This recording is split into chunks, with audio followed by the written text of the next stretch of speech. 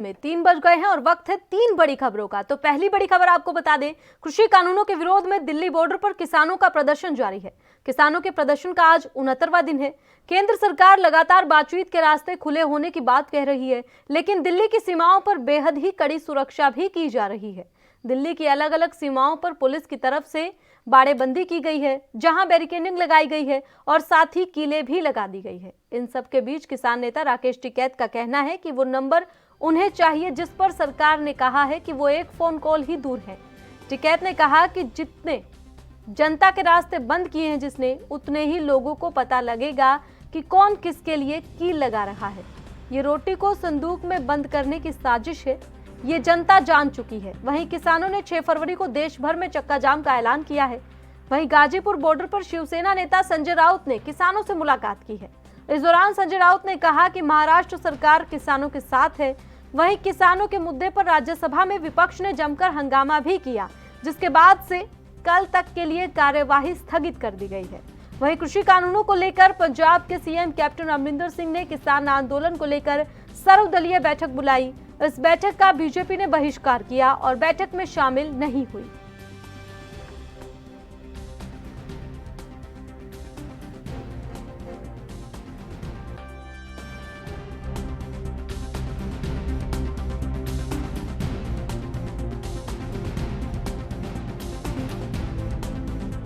हरियाणा या किसी एक राज्य का विषय नहीं है, देश के किसानों का विषय है। सरकार ने भी कहा है कि बात करने के लिए तैयार है। सरकार ने बात करनी चाहिए और ठीक ढंग से बात करनी चाहिए। बात में राजनीति नहीं आनी चाहिए। सर ये बताइए, अहंकार देखिए, अहंकार से राजनीति नहीं चलती और देश भी नहीं चलता। जो तारबंदी हो रही थी क्यों, वो जनता को आगाह करने के लिए है कि अनाज इसी किलेबंदी में बंद होगा। वहाँ तक कौन जा सकता है, फिर वो बता दो। मार्च नहीं, ये चक्का जाम तो ये हो ही रहा है, अपने आप कर दिया पुलिस ने।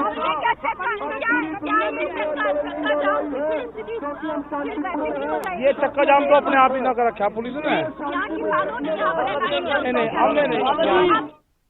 तो एक और किसानों का आंदोलन लगातार जारी है, दूसरी ओर संसद में हंगामा भी बरकरार है। हालांकि कल तक के लिए कार्यवाही स्थगित हो गई है, लेकिन आज का दिन हंगामेदार रहा। सबसे पहले अहम सवाल आपको बता दें, आज के हमारे अहम सवाल, किसानों का चक्का जाम, संसद में संग्राम, आखिर कैसे होगा समाधान, ये आज का अहम सवाल है। सदन में हंगामे से रुक जाएगा किसान आंदोलन और किसानों को कैसे मनाएगी सरकार, कैसे खत्म होगी सरकार और किसानों की तकरार, ये अहम सवाल एएनबी न्यूज के अहम सवाल आपकी टीवी स्क्रीन पर, जिनका जवाब आज जानने का प्रयास करेंगे। जिस प्रकार से सदन में हंगामा देखने को मिला है, क्या उससे किसान आंदोलन रुक जाएगा? और किसानों ने चक्का जाम की बात कही है, संसद में संग्राम हो रहा है, समाधान किसान आंदोलन का किस चीज से होगा, ये जानने का भी प्रयास करेंगे। तो अहम सवाल हमारे यही हैं कि कैसे सरकार और किसानों की तकरार खत्म होगी।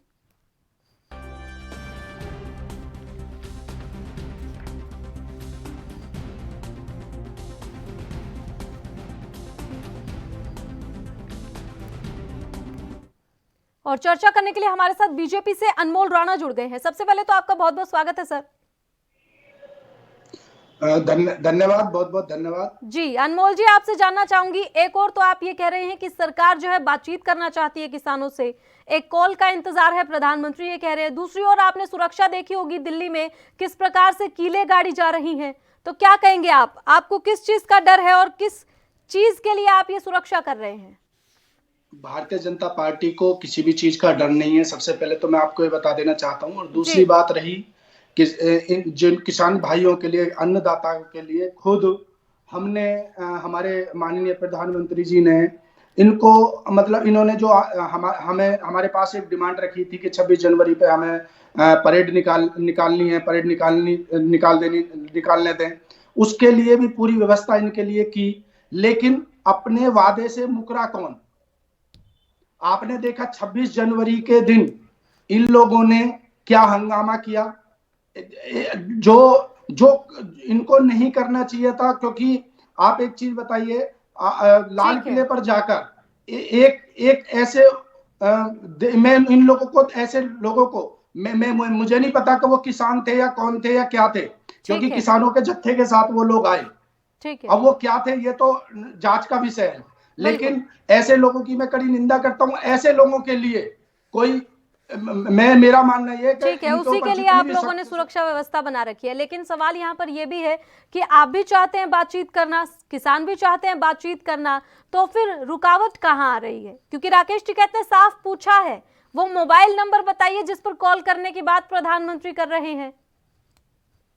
ये तो सिर्फ और सिर्फ एक पागलपन की हद होती है कि एक नंबर बताइए। आप एक चीज बताइए, क्या देश के प्रधानमंत्री से मिलने के लिए एक पर्सनल नंबर इनको देना पड़ेगा? क्या इनको सूत्रों का नहीं पता, किन सूत्रों से आप प्रधानमंत्री जी से बात कर सकते हैं? आज की डेट में जिसको चौथा स्तंभ माना जाता है मीडिया, आप मीडिया से बात कीजिए, मीडिया खुद आपको 1 मिनट में बात कराएगी। चलिए, इनके पास शिवराज सिंह जी माध्यमों की हमारे कमी साथ है, किसान लेकिन- नेता जुड़े हुए लेकिन- हैं, उनसे जवाब ले लेते हैं। शिवराज सिंह जी जुड़े हुए हैं, किसान नेता। सबसे पहले तो बहुत बहुत स्वागत है आपका। जी धन्यवाद आपका भी। जी शिवराज सिंह जी, सुना आपने, हमारे साथ बीजेपी से जुड़े हुए हैं अनमोल राणा जी, तो वो कह रहे हैं कि मजाक की बात कर रहे हैं, आप नंबर मांग रहे हैं, आपको नहीं पता कैसे बातचीत होगी, तो बातचीत क्यों नहीं कर रहे? अब फोन करने के लिए तो नंबर चाहिए भाई। अगर प्रधानमंत्री जी ये कह रहे हैं फोन कॉल की जरूरत है, फोन हमें करना है तो हमें नंबर तो चाहिए। जवाब दीजिए अनमोल राणा जी, क्या कहेंगे? आज आप ये कह रहे हैं कि हमें नंबर चाहिए। उस दिन जब 12-13 मुलाकात आपसे हमारे देश के यशस्वी प्रधानमंत्री जी के कहने पर नरेंद्र सिंह तोमर जी आपको निमंत्रण देते हैं, तब आप लोगों ने क्या उसका निकाला नतीजा? मुझे आप आज इस चीज का जवाब दे दीजिए। दूसरी चीज, आप नतीजा की बात कर रहे हैं, वार्ता करने की बात कर रहे हैं? मैं आपकी वार्ता की बात कर रहा हूँ। जो आपने वार्ता की उसमें आप किस नतीजे तक पहुंचे? हमेशा सरकार आपके उसमें फ्लेक्सिबल होती गई। ये तो निर्णय आप लोगों ने ये ले रखा है कि आप लोग ये करने ही नहीं चाहते, क्योंकि आप लोगों की दुकानें चल रही हैं सर। अरे जो दलाल लोग बैठे हुए हैं ना, क्योंकि मत करो, दुकान किसान है वो अपने खेतों में है। अच्छा, बोलने की बीमारी तो नहीं है, सुनने की बीमारी है। रोकना चाहूंगी अनमोल राणा जी, शिवराज सिंह जी की सुन लेते हैं, वो क्या कह रहे हैं, बताइए शिवराज सिंह जी। मैं ये कह रहा हूँ, अगर ये नतीजा की बात कर रहे हैं तो भाई प्रधानमंत्री जी ने ये कहा है कि वार्ता के दरवाजे खुले, एक फोन कॉल पर फिर दोबारा वार्ता हो जाएगी। ये नतीजा पूछ रहे हैं, नतीजा की बात है तो भाई मत करो वार्ता, बैठे रहे तो किसा दुखो। अगर नतीजा पे आप, अरे भाई मक्खन बिलोते बिलोते निकलता है। जब कई दौर की वार्ता होंगी, क्या ये तो नहीं चाहते हम वार्ता ही ना करें, वार्ता के दरवाजे बंद हो जाए? प्रधानमंत्री वार्ता करना चाहते हैं, आपको निमंत्रण दिया गया भारतीय जनता पार्टी की तरफ से भी, और आज माननीय प्रधानमंत्री, देश के यशस्वी प्रधानमंत्री जी आपको कहते हैं कि एक बार वार्ता कीजिए तो सही। अब आप कहते हैं वो नंबर बता दो, वो कॉन्टेक्ट नंबर दे दो। अरे मीडिया के माध्यम से आप लोग मिल सकते हैं, आप नरेंद्र सिंह तोमर जी के माध्यम से आप टाइम ले सकते हैं, क्योंकि आप करना नहीं चाहते। अरे सुनो यार, ये आपके कुछ ऐसे नेता जिनको खुद जनता ने नकार दिया, राकेश टिकैत के जो नेता आज बने हुए बैठे हैं, इनको जब ये चुनाव लड़े इनकी जमानत जब्त हो गई। आज ये नेता बन रहे सिर्फ और सिर्फ भोले वाले किसानों को आगे लाकर। इनके पीछे कितना जनादेश आप देखिए। जनादेश होता तो ये चुनाव नहीं जीत जाते क्या? अच्छा, ये मंच नहीं है जो मंच पर भाषण दे रहे हो तुम, ये सोच लो पहले तो। गुस्सा मुझे भी करना आता है। किसान का बेटा हूँ, इसलिए मैं आपको कहना चाह रहा हूँ। और किसान आंदोलन की आड़ में आपने देश को बदनाम करने का काम किया है। अरे ठीक है भाई, देशभक्त ठीक है, तुम देशभक्त तो पता है तुम्हारी देशभक्ति का। मेरी बात सुन लो, बोलने की बीमारी देशभक्त है, बोलने की बीमारी मेरे अंदर भी है, मैं बहुत ज्यादा बोलना जानता हूँ। बिल्कुल दोनों बारी बारी से जवाब भी सुनने का हिम्मत रखिए। अनमोल राणा जी सुनिए, दोनों बारी बारी से अपनी बात रखिए, ऐसे समझ में आएगी, जनता को भी समझ में आएगी, आप दोनों को भी एक दूसरे को समझ में आएगी बात, और हम भी समझ पाएंगे ना। अगर ये जो कह रहे राकेश टिकैत को जनता ने नकार दिया, ठीक है, तो कभी भाजपा भी 2 सीट की पार्टी थी, आज 300 प्लस पे पहुंचाई है तो वो भी हमने पहुंचाई है। इतना अहंकार नहीं आना चाहिए। प्रताप पास मत नहीं, ऐसा जग में जन्मा कोई नहीं। अगर 300 प्लस सीटें तो हमारी बदौलत है, हमने 300 प्लस सीट दी है, और 2 सीट आती थी जब भी हमारी बदौलत। तहे दिल से हार्दिक धन्यवाद करता हूँ आपको कि आप लोगों ने और जनता ने जिताया, मैं इस बात को नहीं कह रहा। चलिए। मैं इस बात को कहना चाह रहा हूँ कि जब वार्ता के लिए आपको निमंत्रण दिए जाते हैं उस टाइम आप एक चीज बताइए, सरकार कितनी फ्लेक्सिबल हुई है। सरकार ने कहा 1.5 साल तक हम इस कानून को लागू नहीं करेंगे। अरे जब आपको 1.5 साल का आपको टाइम मिल गया, आप एक बार अपने अपने घर जाएं और उसके बाद आगे की रणनीति अपनी बनाएं। लेकिन आप लोग तो सिर्फ और सिर्फ दिल्ली को बर्बाद कर रहे हैं, क्योंकि अभी आपने कितनी तोड़फोड़ मचाई। तो आपके तो जय जवान जय किसान, आपने जवानों के ऊपर मारपीट की, जवानों को आपने खाइयों में फेंका। आप कैसे किसान हैं? ठीक है, आपकी बात का मैं समर्थन करता हूं, लेकिन आप ये भी सोचें, भाजपा के भी कुछ गुंडे जो डंडा लेकर के आंदोलन पे आते हैं, क्या प्रशासन नहीं है? भाजपा के गुंडे डंडा लेकर के आते हैं भोले भाले किसानों पर, तो क्या प्रशासन कहाँ चला गया तुम्हारा? बात का विषय है कि कौन भाजपा के थे, रुकिए, दोनों को रोकना चाहूंगी। ये भी भाजपा के हैं तो उन पर कार्रवाई करेगी पार्टी। दोनों को रोकना चाहूंगी। अनमोल राणा जी आपको भी रोकना चाहूंगी, शिवराज सिंह जी आपको भी रोकना चाहूंगी। शिवराज सिंह जी, आप ये बताइए, आप लोगों ने अब चक्का जाम का ऐलान किया है, तो क्या कुछ आप करने वाले हैं? क्योंकि पहले आपने ट्रैक्टर रैली की थी जिस दौरान हिंसा हो गई, तो अब आप हिंसा को कैसे रोकेंगे इस दौरान? मैं ये कह रहा हूँ, देखो, अगर भाजपा के गुंडों का जांच का विषय है तो जो गुंडे लाल किले पे गए उनका भी जांच का विषय है। सभी को दोषी एक साथ चलिए, वो ठीक है, वो आपकी बात सुन ली कि जांच का विषय है, जिन उपद्रवियों ने ऐसा किया उनके खिलाफ कड़ी कार्रवाई हो, सजा हो, सुन लिया, ये सब सुन लिया। आप ये बताइए, आगे जो चक्का जाम की बात अब कर रहे हैं, आप कर रहे हैं, सरकार की ओर से तैयारियां की जा रही हैं, आपने देख ली होंगी बॉर्डर पर कैसी तैयारियां की जा रही हैं, तो आपकी क्या कुछ रणनीति है? नहीं, बॉर्डर पे तो कील ठोके जा रही है, जैसे चीन और पाकिस्तान चढ़ के आ रहा हो, इस तरीका से किसानों को देखा जा रहा है। जैसे ये सरकार के ना हो, भारत के लाल ना हो, कहीं विदेशी आगे बैठ गए हों, वो तो बॉर्डर पे वो काम किया जा रहा है। पहले बिजली पानी जवाब दीजिए अनमोल राणा जी। बंद किया, लाल होते तो भारत को बदनाम करने का काम नहीं करते। अरे यार, फिर वही बात कह रहे हो, ये जांच का विषय है, किसने बदनाम करने का काम किया है? सुनिए शिवराज सिंह जी, आप भी बात सुनिए, और अनमोल राणा जी आप भी, दोनों को रोकना चाहूंगी, दोनों बात सुनिए। सिर्फ और सिर्फ सवाल यही है कि अब किसानों के आंदोलन का समाधान कैसे होगा, क्योंकि ना सरकार मान रही है और ना ही किसान मान रहे। दोनों से आखिरी कमेंट चाहूंगी, फटाफट। सबसे पहले आपके पास आऊंगी अनमोल राणा जी, फटाफट बताइए। आप क्या पूछना चाहते हैं ये बताएं। मैं आप ये बताइए, समाधान किस प्रकार से निकलेगा आप किसान आंदोलन का? समाधान भारतीय जनता पार्टी अन्नदाता का हमेशा से, किसान का हमेशा से उनका वेलकम करती हुई आई है। उनकी जितनी भी मांगे थी उनका तो हमने अपने कानूनों में संशोधन किया। ठीक है, संशोधन पे ये लोग नहीं माने। हमने 1.5 साल, हमारी सरकार ने बोला 1.5 साल बाद हम इन कानूनों को लागू करेंगे, उसके बाद ये लोग नहीं मान रहे, तो समाधान तो इनके हाथ में। ठीक है, ठीक है। शिवराज सिंह जी, अब आपके पास आना चाहूंगी, आप बताइए फटाफट कि आपका आंदोलन क्या कुछ चाहते हैं, आप किस प्रकार से समाधान होगा? मैं देश के किसानों की समस्याओं के साथ खड़ा हूँ, क्योंकि किसान मोर्चा का मैं अंग नहीं हूँ, इसलिए मैं किसान मोर्चा से आपके चैनल के माध्यम से अपील करना चाहता हूं कि 1.5 साल के संशोधन वाले प्रस्ताव को स्वीकार करके किसान मोर्चा एमएसपी गारंटी कानून पर सरकार से बात करे। चलिए ठीक है, दोनों को शुक्रिया करना चाहूंगी, बहुत बहुत शुक्रिया आपका अनमोल राणा जी हमारे साथ जुड़ने के लिए, और शिवराज सिंह जी हमारे साथ जुड़ने के लिए बहुत बहुत शुक्रिया आपका। तो कहीं ना कहीं बीजेपी हो या फिर किसान हो, दोनों अभी तक कंफ्यूज दिखाई दे रहे हैं, क्योंकि दोनों ये कह रहे हैं कि हम बातचीत करना चाहते हैं, लेकिन अपनी अपनी बात पर अड़े हैं। किसान मांग रहे हैं वो मोबाइल नंबर जिस पर कॉल करना है, वहीं दूसरी ओर सरकार कह रही है कि हम तो तैयार हैं। और इसी के साथ रुक करते हैं अगली बड़ी खबर की ओर। दूसरी आज की बड़ी खबर यह है कि पंजाब के जलालाबाद में अकाली दल के नेता सुखबीर बादल की गाड़ी पर हमला हुआ है। अकाली दल के कार्यकर्ताओं का आरोप है कि कांग्रेसियों ने हमला किया है। इस हमले के बाद अकाली और कांग्रेसी आपस में भिड़ गए। इस दौरान जमकर ईंट पत्थर चले और कई राउंड फायरिंग भी की गई। खबर यह है, दरअसल जलालाबाद में नगर काउंसिल का चुनाव हो रहा है और कल कांग्रेस और आम आदमी पार्टी के कार्यकर्ताओं के बीच भी झड़प हुई थी। आज अकाली दल के प्रत्याशी का नामांकन था। नामांकन कराने के लिए खुद अकाली दल के प्रमुख सुखबीर बादल भी पहुंचे थे और इस खबर पर चर्चा करेंगे। फिलहाल रुकेंगे एक छोटे से ब्रेक के लिए, जल्द लौटेंगे।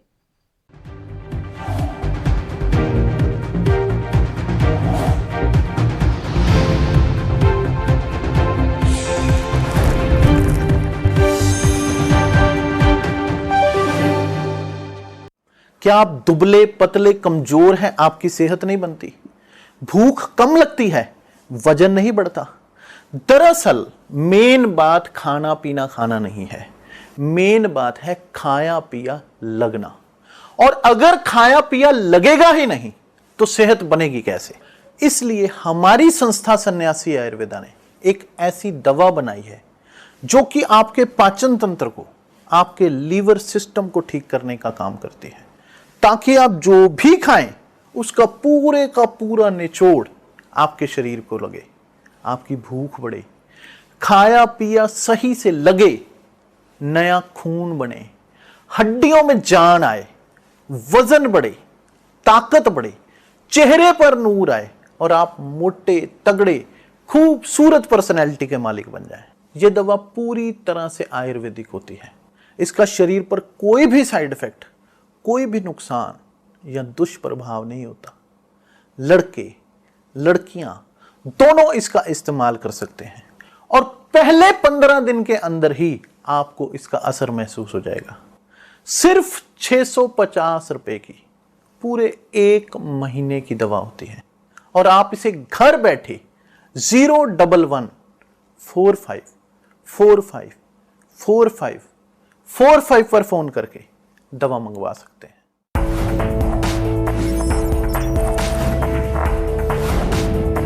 कम ब्रेक और ज्यादा खबरों के साथ देखिए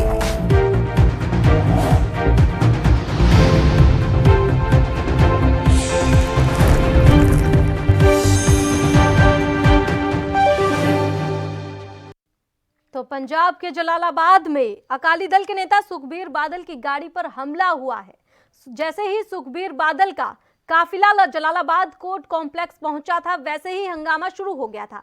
हर तरफ भगदड़ मच गई थी। लोग बैरिकेडिंग तोड़कर कोर्ट कॉम्प्लेक्स में दाखिल होने लगे थे। इस दौरान जमकर पत्थरबाजी हुई, कई राउंड फायरिंग भी हुई। इतना ही नहीं, मौके पर मौजूद सुखबीर बादल की गाड़ी पर पथराव भी किया गया। हालांकि जब पथराव हुआ तो वो गाड़ी में मौजूद नहीं थे, उन्हें सुरक्षा घेरे में दूसरी जगह रखा गया था।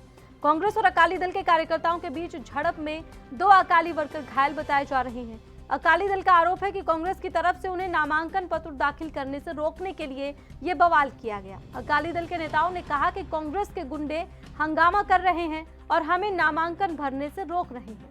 फिलहाल मौके पर पुलिस के आला अधिकारी पहुंच गए और मामले को शांत कराने की कोशिश शुरू की। अभी भी माहौल इस वक्त तनावपूर्ण बना हुआ है। तो आपको बता दें, पंजाब के जलालाबाद में अकाली दल के नेता सुखबीर बादल की गाड़ी पर हमला हुआ है और अकाली दल के कार्यकर्ताओं का आरोप है कि कांग्रेसियों ने यह हमला किया है।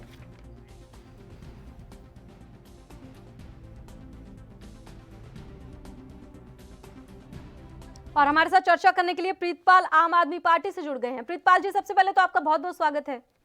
जी नमस्कार मैम। जी देखिए, आज अकाली दल और कांग्रेस के बीच में झड़प हो गई, कल आपके साथ भी झड़प हुई थी। क्या कहेंगे, इस प्रकार का माहौल साफ तौर पर देखने को मिल रहा है? देखिए, पंजाब के अंदर जब अकाली थी तब भी वहाँ की कानून व्यवस्था बहुत चरमराई हुई थी। आपको याद होगा 2016 में एक धर्म गुरु बाबा रणजीत सिंह जी के ऊपर गोलियां चली थी। तो ये पहले तो ये दोनों एक दूसरे में संबंधी है। चुनाव नजदीक है पंजाब का, ये चुनाव को मद्देनजर रखते हुए इस तरह की माहौल क्रिएट कर रहे हैं। वहाँ पे वहाँ की जनता त्रस्त हो चुकी है कांग्रेस से भी और अकालियों से भी। तो फिर आपके साथ झड़प क्यों हुई थी? जी, ये जो हमले हो रहे हैं ये हमले प्रायोजित है। अगर आपको पता हो, ये दोनों जो है अकाली और कांग्रेस जो है आपस में रिश्तेदार भी है। और ये चूंकि सरकार जब 2017 में जब पंजाब में चुनाव हुआ था, जब आम आदमी पार्टी आमने सामने थे इनके, तब ये तीनों दल एक होके चुनाव को लड़ा और कांग्रेस को इन्होंने जितवा दिया वहां पे पंजाब में। आज की डेट में जो हमले हो रहे हैं, ये हमले होना यही साबित करता है कि अकाली और कांग्रेस जो है ये कानून व्यवस्था पे अपना नियंत्रण खो बैठी है। वहां पे नशा पूरी तरह से हावी हो चुका है, गुंडा तंत्र हावी हो चुका है, असलाहे लोगों में पूरी तरह बांट दिए गए हैं। ये सारा जो ये बीज जो इन्होंने बोया हुआ है वही खुद काट रहे हैं। और इस तरह के हमले जो है बहुत निंदनीय है। एक आम आदमी, एक संत महापुरुष के ऊपर भी गोलियां चल जाती हैं। ये तो 2 दल लड़े हैं और आपस में ही अभी तक तो ये क्लियर नहीं हो पाया। अभी तक तो ये बताया जा रहा है कि कांग्रेसी के 2 ने, मगर अब ये सामने आ रहा है कि कांग्रेसी और अकालियों में इस तरह से हो रहा है। ये कैसे हो रहा भाई?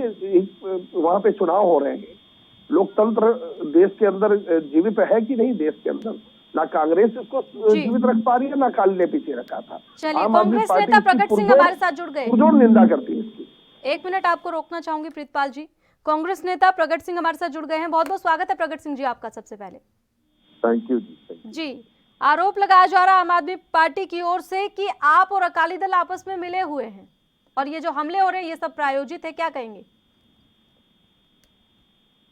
ऐसी कोई देखो कोई ऐसी बात तो नहीं है, पर मतलब जो सबका काम तो एक जैसा ही है, इसलिए सब लग रहा है कि आपस में सारे मिले हुए हैं, क्योंकि हम कुछ अलग बात नहीं करते, इसलिए सब लोगों को ऐसे लगता है। बट जो बेसिकली जो लड़ाई झगड़े हैं, ऐसा होना नहीं चाहिए। डेमोक्रेसी डिस्कशन पे होती है, एक्शन पे होती है, लेकिन ऐसे एक्शन जो है वो नहीं होने चाहिए।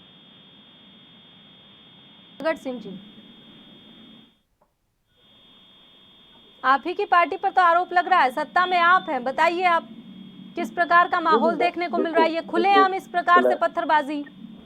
देखो, क्लैरिटी तो नहीं है कि कौन कौन आपस में लड़े हैं, लेकिन जो भी लड़े हैं उनके ऊपर स्ट्रिक्ट एक्शन होना चाहिए कि ऐसी सिचुएशन जो है वो बननी नहीं चाहिए। बिल्कुल, ये तो आप कह रहे हैं कि सिचुएशन ऐसी बननी नहीं चाहिए, लेकिन इसका ध्यान कौन रखेगा? नहीं, मैं तो ये कहता हूँ कि सरकार अभी भी बिल्कुल स्ट्रिक्ट एक्शन लेना चाहिए। जो भी इसमें दोषी हैं उनको बिल्कुल बुक करके और सख्त से सख्त सजा देनी चाहिए। क्योंकि ऐसा माहौल नहीं बनना चाहिए, मैं तो यही कहता हूँ, क्योंकि डेमोक्रेसी में ऐसी लड़ाई झगड़े के लिए कोई जगह नहीं। बिल्कुल। चलिए, प्रीतपाल सिंह जी हमारे साथ जुड़े हैं। प्रीतपाल सिंह जी, आपके पास आना चाहेंगे। साफ तौर पर प्रगट सिंह जी ने तो कह दिया है कि जो भी हुआ है वो गलत हुआ है। ये तो सभी कह रहे हैं कि गलत हुआ है, लेकिन गलत को रोकना किसकी जिम्मेदारी है? सत्ता में बैठी कांग्रेस है, बेचारगी ना दिखाए। पंजाब के लोग, पंजाब की जो जनता है वो देख रही है कि पिछली सरकार से लेके अभी तक की सरकार में, आपको याद होगा अकाली सरकार में जब साहिब श्री गुरु ग्रंथ साहिब जी की बेअदबी हुई थी, इसी कांग्रेस ने कह के अमरिंदर सिंह ने ये बात कही थी कि मेरी सत्ता में आते ही मैं 24 घंटे के अंदर इसके ऊपर न्याय करूंगा। अभी तक सिखों को वो न्याय नहीं मिला और कानून व्यवस्था इतनी चरमरा गई है कि खुलेआम गोलियां चल रही हैं, खुलेआम पत्थरबाजी हो रही है। कांग्रेस अपनी बेजारगी से बाहर आए, वो सत्ता में बैठी हुई है, कोई विपक्ष में नहीं बैठी हुई है। इसकी पूरी जिम्मेवारी, कानून की जिम्मेवारी, कानून की रख रखाव की जिम्मेवारी जो पंजाब के एक एक लोग हैं उनकी रक्षा करना उसका काम है। इस तरह से दहशत का माहौल ये बनाकर ये आने वाला जो 2022 का चुनाव उसको जीतना चाहती है कांग्रेस। ये अकाली और कांग्रेस में गुटबाजी हो रही है। ये गोलबंदी में दोनों फुटबॉल का मैच खेल रहे, ये चाह रहे दोनों गोल या इधर हो या उधर हो, ये दोनों में ही जीत जाए। इसमें ऐसा होने वाला नहीं है। जवाब दीजिए प्रगट सिंह जी। है और इसकी पूरी निंदा करती है, मांग करती है कि इस तरह की हरकत जो हुई है वहां पे जो भी इसमें दोषी है उसको आप पकड़े और कानून के दरवाजे तक उसको लेके जाओ। आगे इसकी पुनरावृत्ति ना हो, ये आम आदमी पार्टी की बात। प्रगट सिंह जी, जवाब दीजिए। आवाज मिल रही है आपको प्रगट सिंह जी?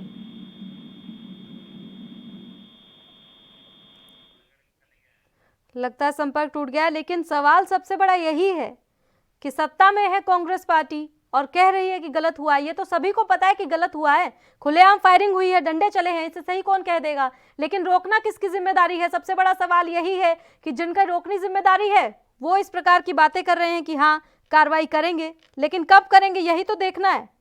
खैर, आपके पास आना चाहूंगी प्रीतपाल सिंह जी, आप बताइए कि चुनाव के मद्देनजर ऐसा हुआ है, क्या कुछ माहौल बनाने का प्रयास किया जा रहा है? देखिए हिमांशी जी, मेन है कि पंजाब के अंदर चल रहे चुनाव, अभी तक अकाली पूरी तरह से साफ है, कांग्रेस ने कोई ऐसा कोई काम नहीं किया। लोग वहां तरस है, बिजली महंगी हो चुकी है, खेतों तक पानी नहीं पहुंच रहा। लोग अभी हमारे इसी पंजाब के किसान जब ये काला कानून आ रहा था, यही अमरिंदर सिंह इस कानून के समर्थन में खड़े थे। जब इनको लगा कि अब इनकी सत्ता खिसकने वाली है तो ये इसके विरोध में आ गए। अभी जब आम आदमी पार्टी के राघव चड्ढा जी ने मांग की, जो प्रभारी है आपके सह प्रभारी पंजाब के, उन्होंने मांग की कि जो हमारे बॉर्डर पे पंजाब के लोग आके बैठे हुए हैं, इनकी सुरक्षा और रक्षा करना आपका काम है। आप पंजाब की पुलिस वहां पे भेज दे। ये वहां पुलिस तो भेज नहीं पा रहे हैं और पंजाब के भीतर जहां पे इनका राज है जहाँ पे कानून का राज इनको कायम करना चाहिए, वहाँ पे इस तरह हरकत करके लोगों में दहशत पैदा करना चाहते हैं। ये दहशत पैदा करके चुनाव जीतना चाहते हैं, मगर इस तरह का कोई भी इनका हथकंडा पंजाब की जनता इनके ऊपर नहीं, उनके ऊपर कुछ होने वाला। पंजाब की जनता समय रहते अपने वोट के अधिकार को समझते हुए इनको मुंह की, अभी इसी चुनाव में इनको मुंह की खानी पड़ेगी और 2022 से अकाली, भाजपा और कांग्रेस पूरी तरह से वहां साफ हो जाएगी। आम आदमी पार्टी वहां सत्ता में आएगी, वहां के लोगों को राहत देगी, जो दिल्ली में राहत सब लोगों को दी जा रही है। चलिए, बहुत बहुत शुक्रिया हमारे साथ जुड़ने के लिए प्रीतपाल सिंह जी। तो वक्त हो चला है इसके साथ ही तीसरी बड़ी खबर का। तो तीसरी बड़ी खबर आज आपको बता दें, ये है पश्चिम बंगाल में टीएमसी और आरजेडी के साथ चुनाव लड़ने की अटकलों के बीच आरजेडी के दो बड़े नेता अब्दुल बारी सिद्दीकी और श्याम रजक ने कल मुख्यमंत्री ममता बनर्जी के भतीजे अभिषेक बनर्जी से कोलकाता में मुलाकात की। जानकारी के मुताबिक इससे पहले रविवार को अब्दुल बारी सिद्दीकी और श्याम रजक ने प्रशांत किशोर से भी मुलाकात की थी। फिलहाल ये साफ नहीं है कि आरजेडी बंगाल में तृणमूल कांग्रेस के साथ गठबंधन में चुनाव लड़ेगी या फिर निर्दलीय के तौर पर अपने प्रत्याशी उतारेगी। अब्दुल बारी सिद्दीकी और श्याम रजक अगले एक हफ्ते में बंगाल को लेकर रिपोर्ट तेजस्वी यादव को सौंपेंगे, जिसके बाद ही ये फैसला लिया जाएगा कि बंगाल में आरजेडी और टीएमसी के साथ गठबंधन करेगी या फिर अकेले चुनाव लड़ेगी। माना यह जा रहा है कि पश्चिम बंगाल में हिंदी भाषी इलाकों में राष्ट्रीय जनता दल चुनाव लड़ने की इच्छुक है, खासकर बंगाल और बिहार से लगे सीमा क्षेत्रों में। अब्दुल बारी सिद्दीकी और श्याम रजक आज असम जा रहे हैं, जहां पर आरजेडी के चुनाव लड़ने की संभावनाओं पर विचार किया जाएगा।